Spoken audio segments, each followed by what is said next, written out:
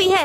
सुनो भिखारन, आके तुम ये नूडल्स खा सकती हो। मैं कोई भिखारन नहीं हूँ। अच्छा सुनो, मेरी कमर का दर्द, यदि तुम मेरा काम में हाथ बटाओगी तो ये नूडल्स तुम्हारे हो जाएंगे। ठीक है, अंत में मैं सारा काम करने लग जाती हूँ। आंटी, ये लड़की सच में भिखारन नहीं है। इनकी कंपनी का दिवालिया निकल गया, पिता मर गए और इनकी माँ किसी के साथ भाग गई। अब इसके पास रहने के लिए कोई भी जगह नहीं है। अंत में इनकी आंखें भर आई। शाबाश लिली, आज से तुम मेरे साथ रहोगी। अंत में आंटी चेन मुझे घर ले आई। माँ, तुम ये किस भिखारन को ले आई? चुप कर, अब से यह हमारे परिवार का हिस्सा है। लिली, तुम इनकी बातों का बुरा मत मानना। आंटी चेन ने तो मेरी पढ़ाई का जिम्मा तक उठा लिया था। मैं भी इनकी सभी चीजों में मदद करती। कोको को हर वक्त इनसे डांट पड़ती रहती। हम सब बहुत खुश थे। आंटी चेन, आज मैंने दुकान में 8,000 से भी ज्यादा की बचत की। शाबाश लिली, मुझे तुम पे फक्र है। मैंने तो इन्हें अपने दिल से अपनी फैमिली मान लिया था और इनके लिए रच के मेहनत करती। अरे लिली, तुम यहाँ पर हो। तुम 12वीं में पास हो गई और कॉलेज एंट्रेंस फॉर्म मैंने तुम्हारे घर भेज दिया। फिर तो मैं भाग के घर जाती। माँ, उस लिली को कॉलेज भेजने की क्या जरूरत है? वैसे भी हमारे पास बहुत कम पैसे हैं। जो लिली ने हमें 2 लाख कमा के दिए, उसे हड़पने का यही सही मौका है। और वह वैसे भी मेहनती है, अपना जुगाड़ खुद कर लेगी। हाँ कोको, तुम ही मेरी सगी बेटी हो और ये सब तुम्हारा ही है। उसी वक्त मेरा दिल पूरी तरह से टूट गया और पूरी दुनियादारी पर से विश्वास उठ गया। जिस इंसान पर मैंने आंख बंद करके विश्वास किया, उसी ने मुझे धोखा दिया। तभी मैं वहाँ से हमेशा के लिए चली जाती। दोस्तों, सब्सक्राइब फॉर नेक्स्ट पार्ट। दोस्तों, सभी मुझे पनौती समझते हैं। रिया, तू मेरे पास क्यों बैठी? करवा दिया ना ट्रेडिंग में लॉस।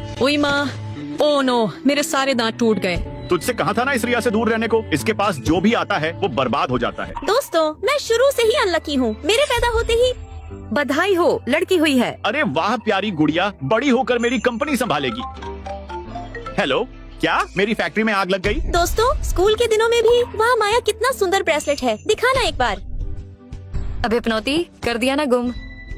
आज से तुम्हें यहाँ बैठकर काम करना है। अबे पनौती रिया, तू यहाँ भी आ गई। दोस्तों, मैंने सुबह ऑफिस ज्वाइन किया और शाम को ऑफिस में ताला लग गया। मैं जहाँ भी जाती सब कुछ खराब हो जाता। लेकिन फिर एक दिन मेरी लाइफ में लिली आई। तुम मुझे हाई क्यों कर रही हो? क्या मेरी दोस्त बनना है तुम्हें? हाँ ठीक है। दोस्तों, लिली के आने से मेरी लाइफ चमक गई। स्टॉक मार्केट में मैंने बहुत पैसा कमाया। ये देख यार, हम गोवा की फ्री ट्रिप जीत गए। फिर एक दिन हम लोग मॉल में मस्ती कर रहे थे, तभी अबे ये तो वही पनौती है। ओए रिया, मेरी कंपनी बंद करवा के तू यहाँ मजे कर रही है। तूने खुद स्कैम किया था, इसमें मेरी क्या गलती? साली, सब तेरी ही गलती है। ओए माया, छोड़ दे रिया को। हट जा यहाँ से। ओ नो, ये क्या हो गया? हे भगवान, ये मैंने जानबूझकर नहीं किया। लिली, तू गिरने से ऐसे टुकड़ों में क्यों बिखर गई? क्योंकि मैं इंसान नहीं, लकी कैट हूँ। तेरी अनलकी लाइफ को लकी बनाने के लिए मैं आई थी। अच्छा, इसलिए तू मुझे हाई कर रही थी? लेकिन अब हमारा साथ बस यहीं तक था। नहीं यार, मैं तुझे कुछ नहीं होने दूंगी। रिया, मरना तो सबको है। अब से तू अपना ख्याल रखना। हे भगवान, आप मेरी ही लाइफ से सारी खुशियाँ क्यों छीन लेते हो?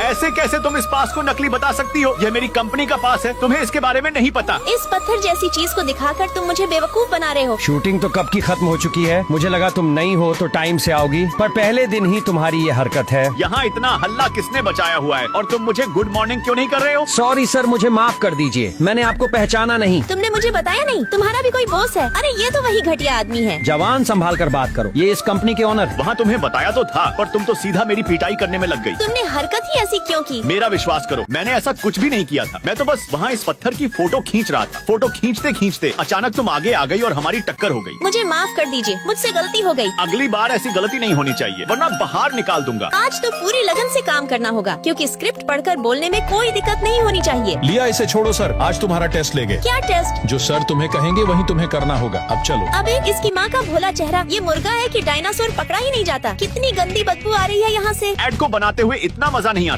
जितना इसे काम करवाने में आ रहा है। सुनो लिया, अब तुम जा सकती हो। अरे ये तो बताते जाओ कि मैं टेस्ट में पास हुई हूँ या फेल। छी चिकू, तुम्हारे पास कितनी पुरानी इलेक्ट्रिक वाली घटिया कार है। हमारे पास देखो ब्रांड न्यू BMW कार। तुम्हारी औकात नहीं ऐसी कार खरीदने की। मुझे चिढ़ाना बंद करो, आई बात समझ में? तुम भी यार, देव जो पिता अपने बच्चों के सपने पूरे नहीं कर सकता, उसे कहीं चुल्लू भर पानी में डूब मरना चाहिए। मुझे पता है अपने बच्चों की परवरिश कैसे करनी है। डैडी अंकल सही बोल रहे हैं, आई हेट यू। बेबी, आप अपने बच्चे की खुशी के लिए गाड़ी EMI पे भी तो ले सकते हैं। इतनी महंगी गाड़ी लेना मूर्खता है। हमें इमरजेंसी सिचुएशन के लिए पैसे बचाने चाहिए। माँ, मैं बास्केटबॉल खेलने जा रहा हूँ। अच्छा, मैं भी चलता हूँ। कोई जरूरत नहीं पापा, आप चलोगे तो फिर से बाकी सब मेरा मजाक बनाएंगे। ऐसे ही रघु अपनी EMI वाली BMW को घुमाता रहता। 1 साल बीत गया। रघु ने इसमें 15 लाख से ऊपर का खर्चा कर दिया और वही हमने हमारी गाड़ी से 10 लाख की बचत कर ली। और दूसरी ओर रघु हर दिन अपनी गाड़ी पर खर्चा करता और गाड़ी की वजह से उनकी रिलेशनशिप को तो डिवोर्स तक की नौबत आ गई थी। अंत में समय पर पैसे न होने की वजह से ऑपरेशन नहीं हो पाया और रघु के पिता भी चल बसे। दोस्तों, देव जैसे केयरिंग फादर के लिए एक लाइक तो बनता है।